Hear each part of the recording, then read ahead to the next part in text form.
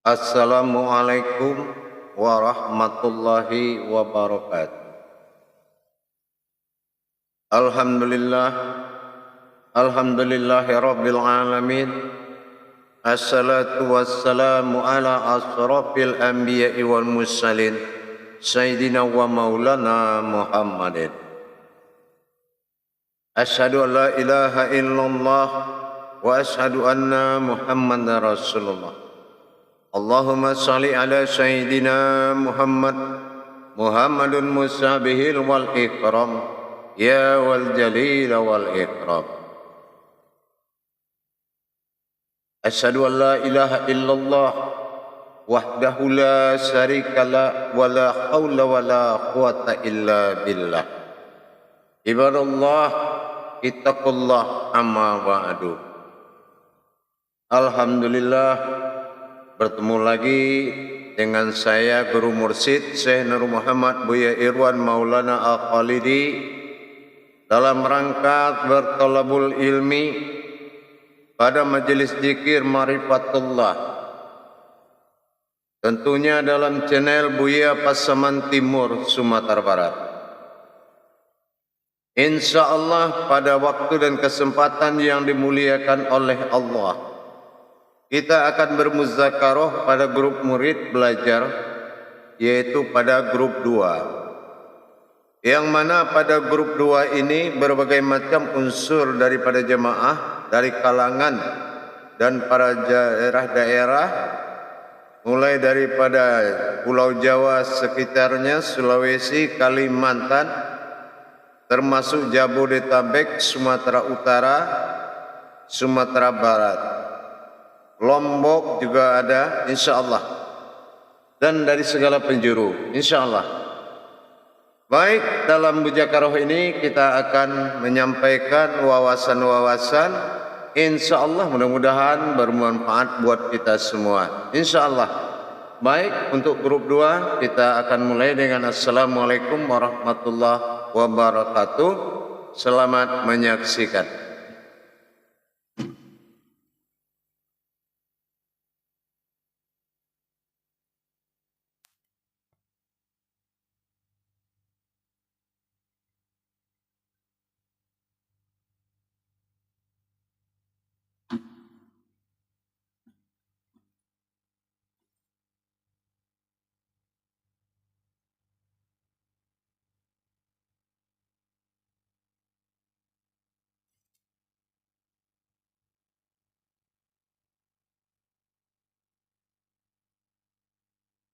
Baik. Assalamualaikum warahmatullahi wabarakatuh.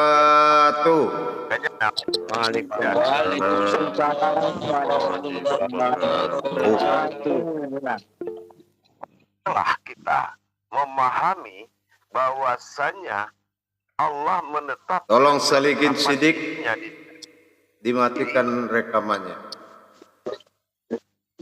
Alhamdulillah, alhamdulillahi rabbil alamin.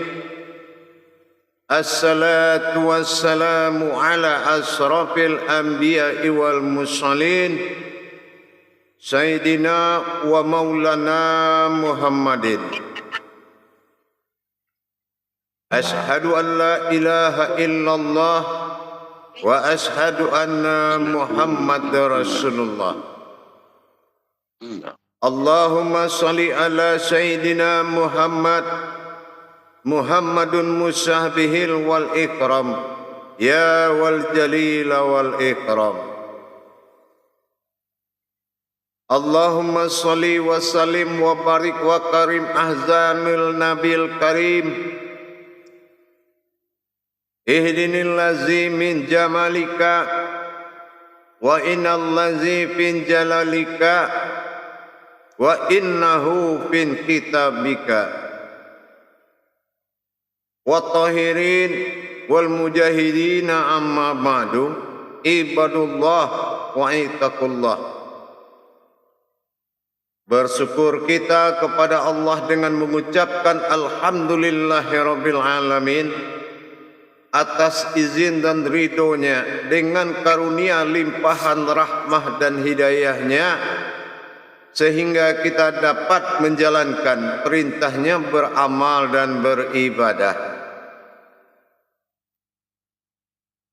Berucap salam seiring salawat kepada Nabi Allah akhirul zaman, Nabi yang dimuliakan oleh Allah, Muhammad Rasulullah sallallahu alaihi wasallam. Dengan kalimahnya dan kalamnya, mari kita sama-sama menyampaikan dan mengkalamkan salawatnya dengan mengucapkan Allahumma salli ala Sayyidina Muhammad wa ala alihi Sayyidina Muhammad.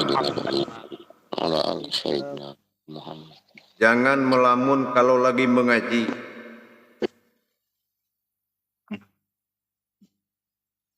Para jemaah yang dirahmati Allah rahimakumullah.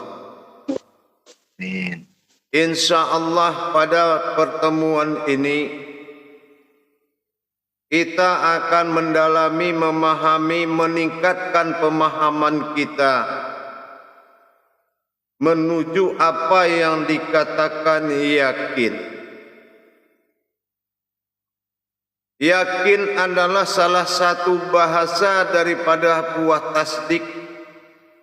Bahasa tasdik pada Al-Quran yang mana bisa diartikan dalam makna yang banyak.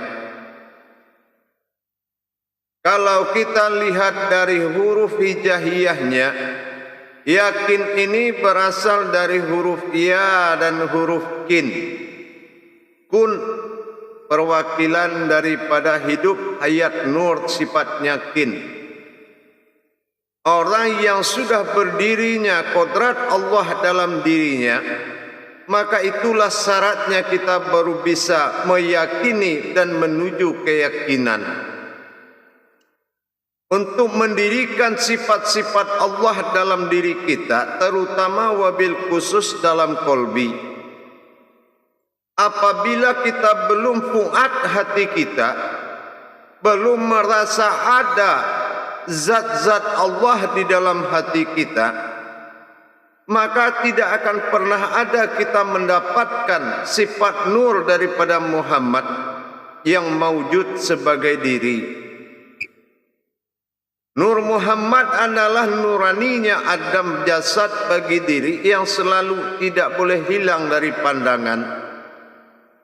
Rohani adalah kesadaran hayat yang paling tinggi, kita merasakan hidup, selalu kita ada melihat rohani.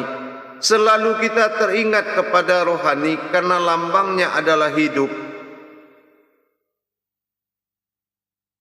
Begitu juga dengan sifat Rabbani pada nyawa atau batin bagi diri, disebut nyawa bagi kita. Itu sesuatu yang bergerak, yang selalu bertajali di dalam dada kita, seharusnya menjadi sebuah perhatian.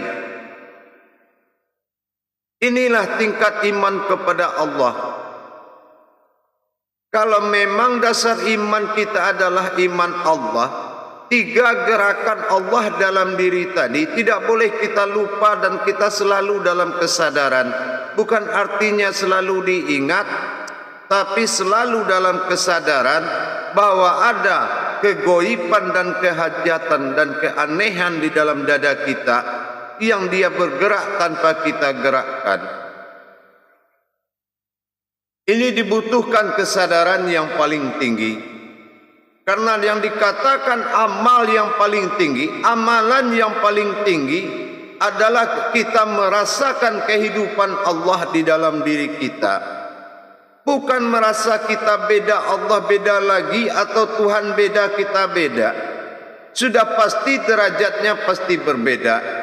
Tapi kodrat ini tidak akan pernah mengatakan ada perbedaan. Inilah makanya agama jatuh kepada iman. Jadi kalau kita sudah menganggap itu semuanya biasa, disinilah Allah akan menjauhkan kita dari sifat kerahasiaannya. Menjaga martabat dan harkat harga diri Belajar kita dari sekarang menjaga martabat harkat dan harga diri itu. Karena apa? Karena kodrat Allah semata. Kalau kita belajar ilmu tauhid jamaah, itu ilmu yang sangat luas, ilmu yang sangat tinggi derajatnya, karena sumber dari semua ilmu adalah tauhid. Sumber daripada ilmu itu adalah tauhid sebagai makom yang paling tertinggi. Bahkan di Allah terletakkan pada posisi rukun Islam yang pertama. Jadi kita menggeser kehidupan bersifat umat tadi pada posisi satu kodrat. Bukan kita kodrat umat beda lagi, kodrat Tuhan beda lagi. Tapi dalam satu kodrat dua pengakuan. Apa yang dikatakan satu kodrat dua pengakuan, dua tubuh satu nyawa. Kalau hakikat Allah dan hakikat diri itu satu nyawa dengan kita, artinya kita ini adalah maujudullah yang hidup dalam satu nyawa. Apa nyawa kita? Ada dan tiada. Itulah diri. Jadi tingkatkan kesadaranmu jamaah. Jangan kamu merasa mengamalkan sesuatu, tapi merasalah kamu sebuah amalan. Apa saja yang kamu ingin amalkan ada pada dirimu. Jadi mengenal diri dan mentawajuh diri itu adalah salah satu jalan mutlak yang wajib kita jalankan. Ternyata di balik semua kehidupan kita adalah kehidupan Allah semata. Mari kita tingkatkan kesadaran bertuhan dengan menjaga kodrat keumatan di mata Allah dan menjaga ketuhanan Allah di mata umat. Menjaga keumatan di mata Allah dan menjaga ketuhanan di mata umat. Apa iya seorang yang berkodratkan Allah tingkah lakunya seperti ini? Apa iya seorang yang pantas dinamakan berkodrat Allah kalau masih bersifat dan berjiwa begana begini? Pikirkan sendiri, jangan kamu main-main di jalan Allah. Kaji ini sama dengan orang kawin 9 bulan melahirkan. Sama, kaji ini akan wujud dan maujud dan nyata adanya. Jangan nanti dibangun masjid jadinya gereja. Jangan salah mengutamakan jalan Allah. Jangan salah menilai dari perbuatan Allah ke dalam diri kita. Belajarlah kita, kalau sudah masuk grup begini, jangan hahaha saja. Langsung kita buka kaji. Langsung kita mulai muzakarah. Tunjuk siapa ketua muzakarahnya. Langsung buka. Jadi marwahnya sudah hidup sebelum kita mulai pengajian. Baik para jemaah sekalian, kita mulai muzakarah ini dengan hakikat diri kita dan menjaga hakikat Allah dalam diri. Menjaga hakikat Allah di mata manusia dan menjaga hakikat diri di mata Allah. Baik, kita mulai muzakarah. Setelah saya takbirkan selalu dijawab dengan la ilaha illallah wallahu akbar. La ilaha illallah. Sallu ala muzakaratuna fil jami'ati rahimakumullah. La ilaha illallah wallahu akbar. Silakan bertanya. Yang tidak bertanya nanti tolong audionya dijaga kalau yang lain bertanya. Silakan moderator mengendalikan. Ya, terima kasih Bu ya. Ya, silakan jemaah yang mau bertanya. Pak Rio. Silakan Pak Rio. Assalamualaikum warahmatullahi wabarakatuh, Buya. Waalaikumsalam warahmatullahi wabarakatuh. Apa bedanya umat dengan insan, Buya? Baik. Umat atau hamba adalah suatu sifat bagi sebuah insan. Jadi insan tidak ada perbedaan, tapi bersifatnya insan tadi dalam masa umat dan masa Tuhan. Apa yang dikatakan masa umat dikala disebut insan berbuat dan berkodrat amaliyah. Apa yang dikatakan masa hamba berkodratnya insan pada sifat Allah sendirinya. Nah, inilah perbedaan. Perbedaannya hanya dari sisi kodrat dan kejiwaan. Kodrat bernama di harfiah. Harfiah bisa merubah kedudukan nama alif, tapi dia tidak bisa merubah alif. Nah, sama kayak insan. Insan itu bisa martabatnya dikatakan martabat sahadah, langsung bisa dia bermartabat tidak langsung sa'adiyah, tapi dia tetap insan. Paham? Insya Allah, Buya. Insya Allah. Terima kasih banyak. Silakan yang lain.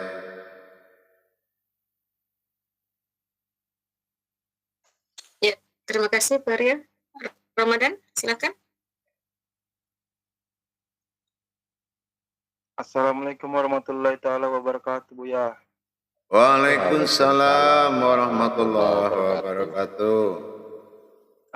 Tadi saya menyimak kata Buya, nyawa kita adalah ada dan tiada. Itu bagaimana artinya, Buya? Maksudnya begitu. Iya. Kalau kamu cinta kepada Allah dan Allah wujud pada dirimu, maka panjang usiamu. Tapi kalau kamu yang merasa ada, Allah yang merasa engkau tiadakan, maka tidak akan panjang usiamu itu. Kenapa? Allah katakan hubungan kita wa tauqudun sa'aratun wa minal umur. Artinya berhubungan dengan Allah itu berhubungan dengan usiamu sendiri. Paham? Makanya harus memang lau wujudun ilallah terus kamu, ya. Kalau boleh lagi, Buya, yang dimaksud usia itu usia bagaimana, Buya? Usia itu dinamakan umur, yaitu batas kodrat alam. Seperti Rasulullah dibatasi 63, berarti itu dinamakan usia atau umur. Nah, itu ada batasan-batasan sesuai kodrat alam. Nah, sementara yang dikatakan ajal itu rahasianya Allah. Ya. Nah, ajal dengan umur itu beda. Kalau umur ditentukan masa keumatannya. Tapi kalau ajal masa hidupnya. Paham? Alhamdulillah, Buya. Terima kasih. Insya Allah. Ya, silakan. Ya, Pak Asep ini di atas. Silakan Pak Asep. Assalamualaikum warahmatullahi wabarakatuh, Buya. Waalaikumsalam warahmatullahi wabarakatuh. Ini tadi pada awal-awal Buya kan membahas tentang yakin, Buya. Yang ingin saya tanyakan itu ada nggak kaitannya antara yakin dan ainul basiroh yang memiliki 7 khodrat itu, Buya? Iya. Kalau dikatakan yakin itu adalah suatu kepercayaan yang tidak ragu-ragu lagi. Terserah makom wujudnya dari mana saja. Tetapi satu keyakinan harga mati yang tidak akan ada ragu-ragunya lagi. Kenapa? Orang yang sudah menuju tingkat yakin, derajatnya sudah mutakin, bukan mukminin lagi, tapi sudah mutakin. Karena yang tidak pernah ragu-ragu itu adalah orang yang sudah mutakin. Mutakin itu tahu mutakin itu apa? Mutakin itu adalah orang yang telah mengalami semua menjadi amalan. Sudah bisa dia amalkan seluruh kaji itu dalam dirinya, baik yang tersurat maupun yang tersirat. Nah itulah, jadi kalau yakin adalah kepercayaan suatu keraguan-raguan yang sudah tidak ada lagi. Tentunya dengan berawalnya, berdirinya kodrat Allah dalam kolbi kita. Karena itu dulu dasarnya, kalau kodrat Allah tidak wujud di kolbi kita, memang susah untuk percaya dan yakin itu, karena kita tidak dibantu oleh kekuatan-kekuatan yang mewujud dalam diri kita. Paham? Insya Allah Buya. Ya, insya Allah. Selesai Pak Asep. Saya persilakan ke Pak Salani. Naik turun tangannya. Silakan Pak Salani. Assalamualaikum warahmatullahi taala wabarakatuh. Waalaikumsalam warahmatullahi taala wabarakatuh. Begini Buya, setelah saya memperhatikan tadi penjelasan, ada yang disinggung masalah kudrat. Satu kudrat, dua pengakuan ini, yang dimaksud ini gimana Buya? Bagaimana? Satu kudrat, satu pengakuan, dua pengakuan. Iya. Kalau satu kodrat dua pengakuan, inilah yang dikatakan mencari diri dengan diri. Kalau ketemu bukanlah diri, tapi sesuatu yang berdiri. Nah, sesuatu yang berdiri ini adalah satu wujud yang memiliki dua pandangan. Yang satu melihat bernama ma'rifatullah, yang satu menyaksikan. Nah, inilah yang dikatakan dua kodrat dalam dua sifat dalam satu kodrat. Ya, sama seperti kita sekarang ini. Kita bisa saja melihat sesuatu dari keumatan kita, tapi kita juga bisa melihat sesuatu dari ketuhanan kita. Tidak hanya selalu dengan keumatan, tapi kita bisa melihat dengan ketuhanan kita. Bagaimana kita memakai kodrat Allah untuk menyaksikan sesuatu di depan wujud kita sendiri. Ini yang dikatakan satu kodrat dua pandangan. Makanya cepat-cepat belajar biar bisa paham, ya. Insyaallah Buya. Nah, insyaallah. Silakan. Terima kasih Pak Salani. Waalaikumsalam warahmatullahi wabarakatuh. Ya, Pak Redo, silakan Pak Redo. Bismillahirrahmanirrahim. Assalamualaikum warahmatullahi wabarakatuh, Buya. Waalaikumsalam warahmatullahi taala wabarakatuh. Dalam Allah itu kan ada waw ya. Jadi yang tidak tertulis tapi kita Allah. Apa hubungannya penjabarannya dalam kalimat la haula wala quwata illa billah itu ada waw juga Bu ya. Mohon penjelasan dan penjabarannya Bu ya. Terima kasih. Iya. Tidak hanya di dalam ayat itu, di seluruh ayat Al-Quran, kalau ada waw itu muncul dalam sifat waw, tapi bukan wal, itu juga dia. Siap. Ya, tidak hanya dalam huruf la haula wala quwata illa billah, di dalam seluruh ayat Al-Quran, kalau ada bahasa waw itu, waw, Iya. itu sudah dia di situ. Berarti itu ayat itu diridhoi sama dia. Ya. Insya Allah ya. Alhamdulillah, insya Allah Bu ya. Terima kasih. Insya Allah. Ada lagi? Silakan. Silakan Pak Irfan. Assalamualaikum warahmatullahi wabarakatuh Bu ya. Waalaikumsalam warahmatullahi wabarakatuh. Iya Bu ya, izin bertanya Bu ya. Waktu saya melaksanakan sholat itu sampai salam kan itu kita waktu dikala kita salam itu kan ada kita ucapkan inani zatullah ke kanan, inani sifatullah ke kiri. Itu masing-masing penjabaran inani zatullah sama inani sifatullah itu bagaimana Bu ya? Mohon penjelasannya Bu ya. Terima kasih. Ya. Itu mungkin kita harus berpandangan lagi kepada kodrat ayan sabitah dan ayan karajiyah. Ayan karajiyah itu atas nama sifat Allah, ayan karajiyah atas nama zat Allah. Itu. Jadi atas nama sifat dan zatnya. Jadi pandangannya langsung ke ayan karajiyah dengan ayan sabitah, ya. Ke arah situ pandangannya. Ya Bu ya. Insya Allah. Silakan kalau ada lagi. Insya Allah. Waalaikumsalam warahmatullahi wabarakatuh.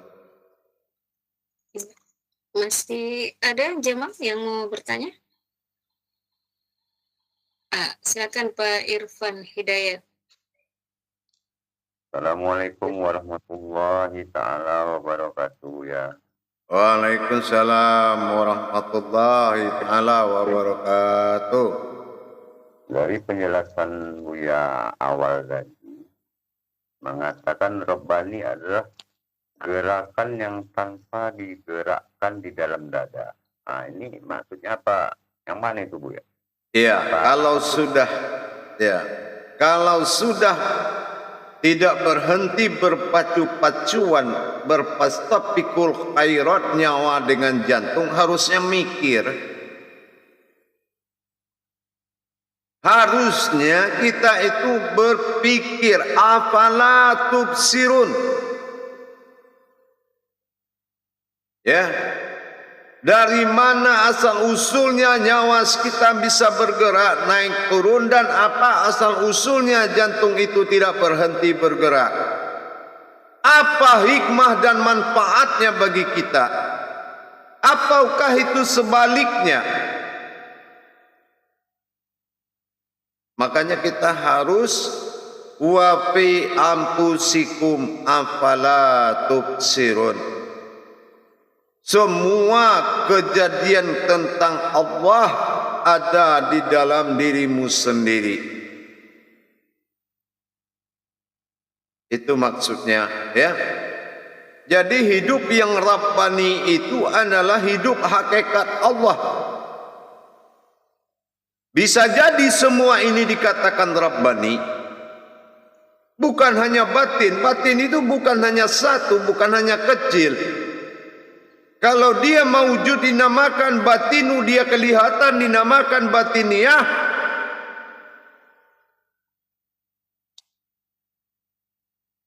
Maka dari itu jemaah, mari kita menikmati kodrat Allah dalam diri kita. Kenapa?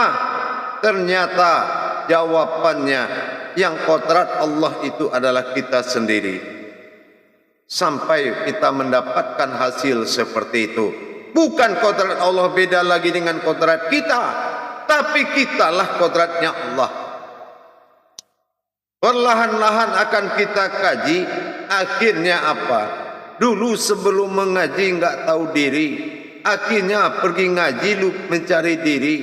Setelah dikaji kehilangan diri. Nah, ini yang benar.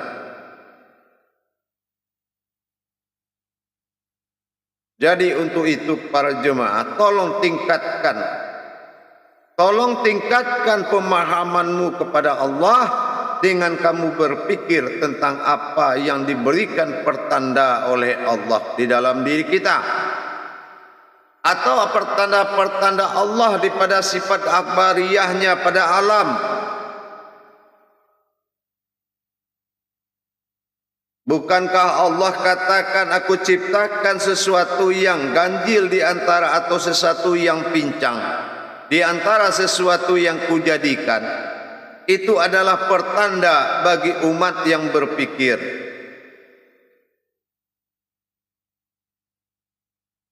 Itu adalah pertanda bagi umat yang berpikir. Mau jadi umat yang berpikir apa enggak? Mau ya. Ya, mau ya. Domba yang enggak berpikir, ruku satu ruku semua, sujud satu sujud semua, nungging satu nungging semua. Kita ini dibekali oleh Allah akal, iman dan ilmu. Makanya sekarang tumpahkan kemampuan akal, iman dan ilmumu untuk memerdekakan dirimu untuk bertajalli ke jalan Allah. Ini saatnya. Bukan ini saatnya dengar-dengar kaji ceramah. Ini saatnya kita mengutarakan di mana titik lemah kita di dalam bermujahadah kepada Allah. Hati-hati jalan licin. Di sini berlaku kitabul ta'lif wa ala kitabul wa'di. Di sini dilakukan ada pengesahan dua kitab bagi orang yang belajar. Pertama dinamakan kitabul wa'di, yaitu ketetapan Allah bagi orang yang memenuhi syarat. Yang kedua dinamakan kitabul ta'lif, yaitu orang yang dipindahkan kemampuannya kepada yang lain karena dia tidak memenuhi syarat. Inilah kitabul wa'di dan kitabul ta'lif. Ingat itu antar jemaah, jangan saling mengecilkan. Bisa jadi kamu tinggal cerita dan hayalan. Hati-hati, Allah bisa berkehendak dengan sekehendaknya sendiri. Man lazuk man lam yarib. Hati-hati. Silakan yang lain bertanya. Pak Ridho masih mau bertanya? Saya ngangkat tangan. Sudah. InsyaAllah saya akan calling down dulu dengan YouTube. InsyaAllah. Iya. 10 menit saya masuk kembali. Ya.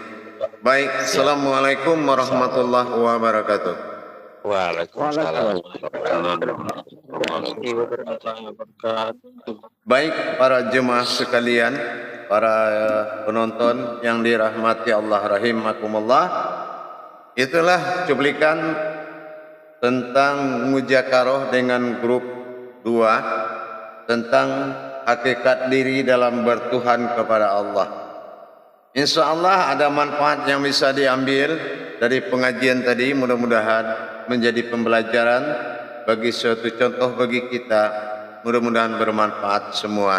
Karena bagaimanapun kalau kita tidak mengikhlaskan kepada sifat Allah, tidak mengakui kepada kodratnya Allah pada diri sebagai jalan iradah bagi Allah, bagaimana bisa Allah berkehendak pada diri seseorang kalau di dalam dirinya kita bukanlah kita kodratkan menjadi kodratnya dia.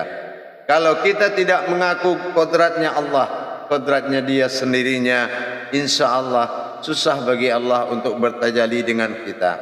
Tapi apabila kita mengaku bagian dari iradatnya Allah, itu hayatnya iradat Allah bagi diri, maka Allah bisa berkehendak apapun yang akan dia kehendaki, akan dia bisa lakukan ke diri kita, sehingga kita dekat dengan Allah dan bisa berderajat di sisi Allah.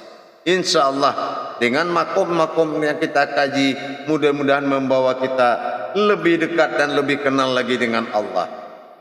Insya Allah para jemaah sekalian yang ingin mengadakan, mengikuti, mendalami ilmu amal dan ibadah, hakikat amal dan ibadah ini, insya Allah mudah-mudahan silakan menghubungi nomor telepon yang ada pada YouTube. Insya Allah. Assalamualaikum warahmatullahi wabarakatuh. Assalamualaikum warahmatullahi wabarakatuh.